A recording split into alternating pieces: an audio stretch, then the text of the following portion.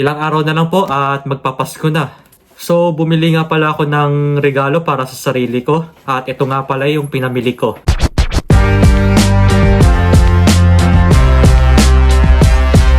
Ngayon nga pala papunta ako ng JP Post sa may post office para mag-update ng passbook ko. Habang di pa luto yung kanin sa bahay, punta muna ako ng post office. Kasi matagal na rin ako hindi nakakapag-update ng passbook ko. Kailangan ko rin kasi mag-update ng passbook ko para alam ko yung mga naging transaction ko. Para ma-check ko na din po at malaman natin. Para di ba, para may kasiguraduhan tayo. Bale, nilalakad ko na lang kasi nga malapit lang yung post office dito sa amin.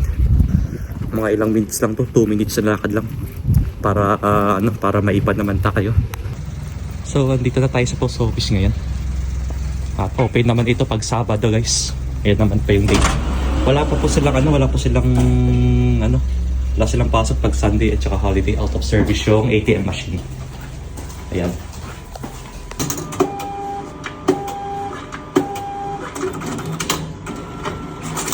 Tapos na rin tayo mag-update ng passbook natin. Pauwi na rin ako ng bahay ngayon para makakain na rin tayo ng tanghalian natin. Kasi po medyo kakagising ko lang kaninang 11 ako nagising. Kaya ang oras na po ngayon, alas 12 na ng tanghali. Para po makakain na tayo pagka uwi. Medyo nagugutom na rin kasi ako. At hindi na kasi ako kumakain ng almusal pag Yasimi ko or day off. Saka lang ako kumakain pagka lunch, dinner. Minsan merienda pag nasa labas tayo. Pero pag pasok natin sa trabaho, kailangan talaga natin kumain ng almusal. Sabi nga nila, dapat mas marami tayong kainin pag breakfast. Yun din yung kasabihan na eat like a king pag breakfast. Ito nga pala ulam natin ngayon. Sinigang na hipon. Ito yung natirang ulam natin nung isang araw, pati kahapon. So, papakuluan lang natin siya konti bago tayo kumain. Kasi nga masarap kumain ng sabaw pag taglamig.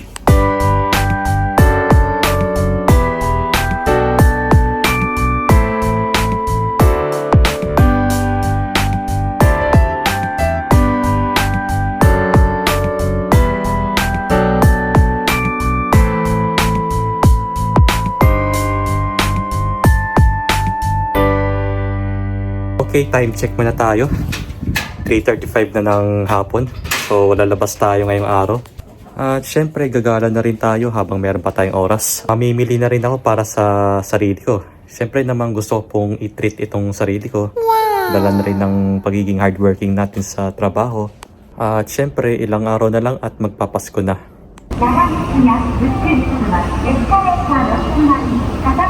Nandito na pala ako sa train station ngayon at papunta tayo ngayon ng Namba. Dahil naisip ko po rin na mamili ng mga damit ko para po meron tayong paggamitan ngayong winter at pangpasyal na rin para sa long weekend by katapusan ng December hanggang New Year. Kasi po meron po kaming bakasyon ng isang linggo nun pagkatapos na yung taon.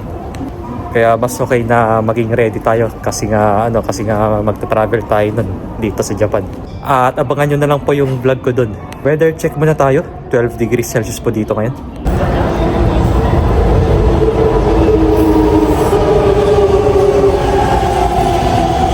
Okay po, dito na tayo ngayon sa Namba at mamimili lang muna tayo sa may GU. At naisip ko na rin na pumunta ng GU dahil mura po yung mga binibenta nila mga damit dun. At saka mga bago pa. Gandahan rin kasi sa GU para din siyang Uniqlo na parehas din yung quality at matibay-tibay yung mga damit nila doon. Siyempre, hindi lang sa GU ang damit ang meron doon. Meron din silang mga sapatos, mga pantalon at saka meron din silang mga bag. Yun din yung kasi kagandahan sa GU. Actually, kasama rin ng Uniqlo yan na parehas sila ng building. Kaya pupuntahan natin siya ngayon. Medyo masigit nga pala dito sa may Totombori dahil sobrang dami ng tao ngayon. At Sabado kasi dami rin namamasyal. Karamihan din kasi na namamasyal dito mga turista din. At palaging buhay ang Osaka pag ganito. Lalong-lalo na. Dami pong mga tao dito ngayon. Alam nyo ba dito sa Dotonbori meron silang binibenta ng mga second hand na relo na branded. Iba't ibang klase mga relo yan tulad ng Rolex, Grand Seiko, Patek Philippe at iba pa. Napapansin nyo kahit second hand na yung mga relo dito, mabigat pa rin sa bulsa ang mga presyo. Hindi na rin ako pupasok dito sa shop na to kasi nga hindi ko afford yung mga ganitong relo sa sobrang mahal. Kaya hanggang tingin na lang tayo. And finally, nakarating na tayo dito sa GU. Halos magkasama lang itong GU at Uniqlo dito. Pasok na tayo dito guys, tara samahan nyo ako.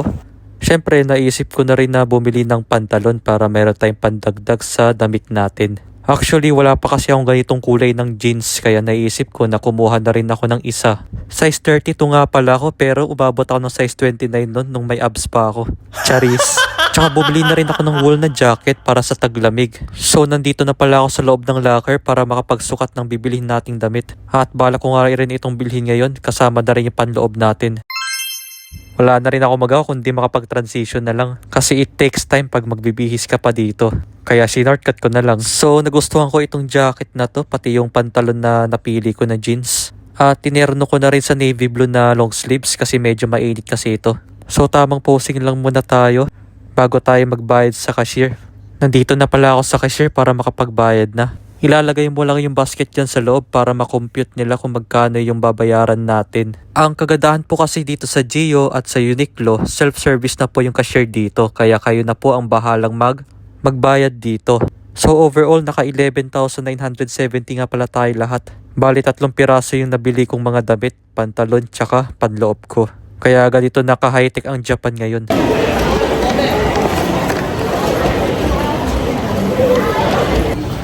Kakain muna tayo dito guys sa may K-Story. Kain tayo ng Korean foods.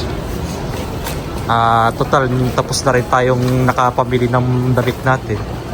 Kain na tayo ng hapunan dito. Ito po, meron silang may samgyup pa sila dito. Ayan, may mga choices pa. Dito sa K-Story, marami po kayong mga choices na pagpipilian dito. Bali, isa na yung napili kong samgyupsal dito. Tapos, meron pa silang mga appetizers dito. At after ilang minutes, nilagay na nila yung baboy dito para sa samgyupsal natin. Ang kagandahan dito, sila pa yung magluluto para sa'yo. And then, nag-order na rin ako ng ramen na spicy. Tapos meron pa silang free na kimchi. At di ito mawawala sa samgyupsal, ang gulay. So bali, sila na yung nagluluto dito. Tsaka dumating na rin yung in-order kong bibimbap. Isa rin ito sa paborito kong Korean foods. Dahil sobrang sarap nito pag bagong luto basta matibay ang dila mo.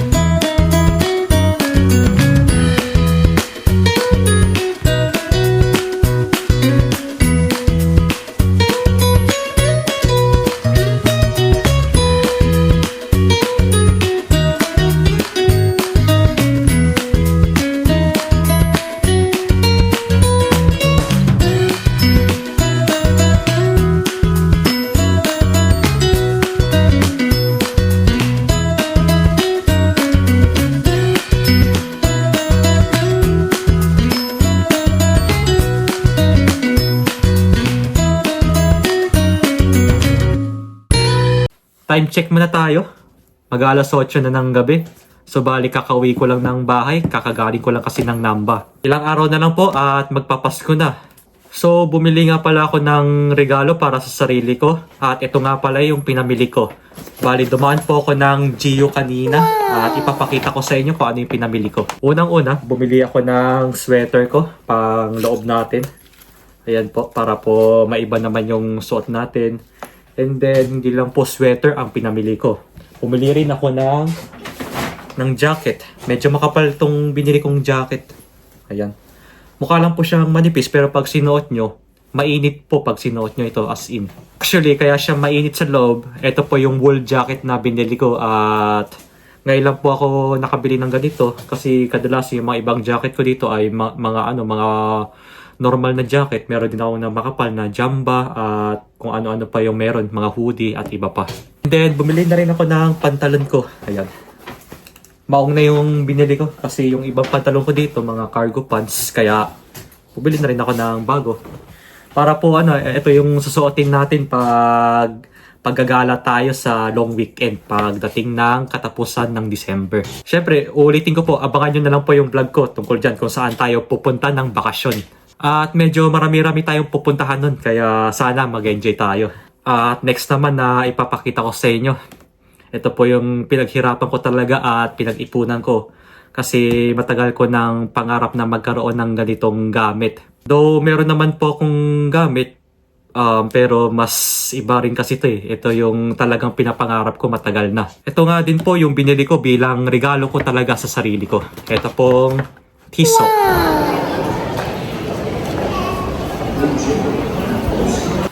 Na nabili ko po kanina nung naglalakad ako.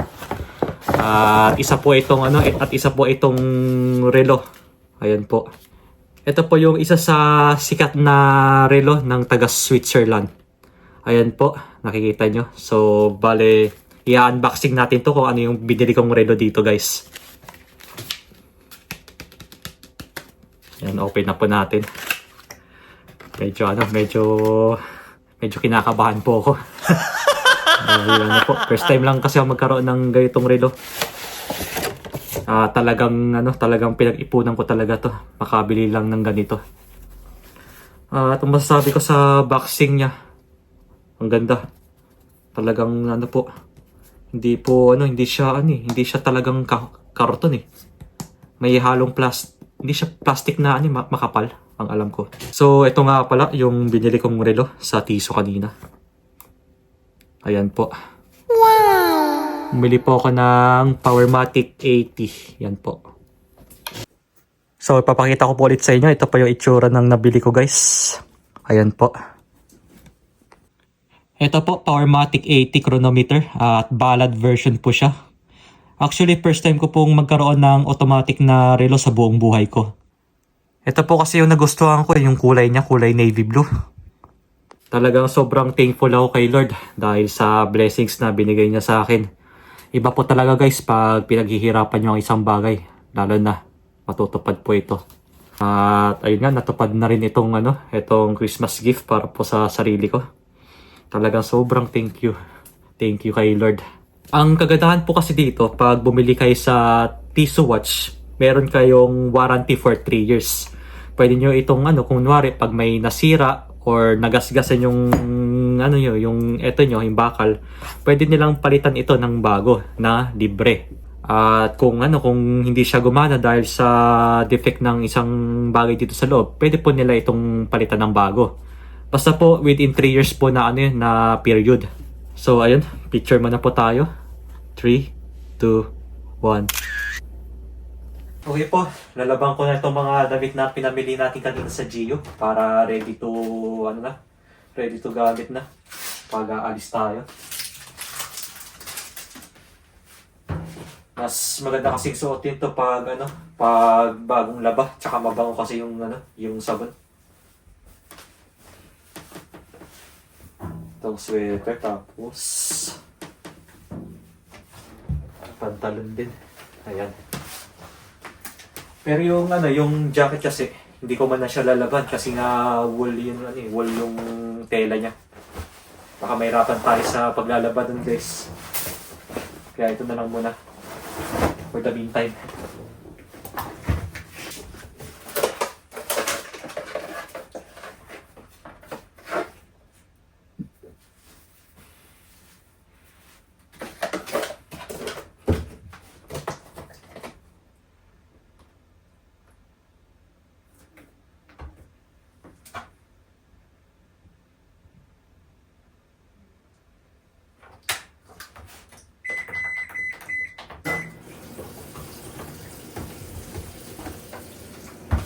Habang naghihintay tayong matapos yung labahin natin, inom muna tayo ng beer.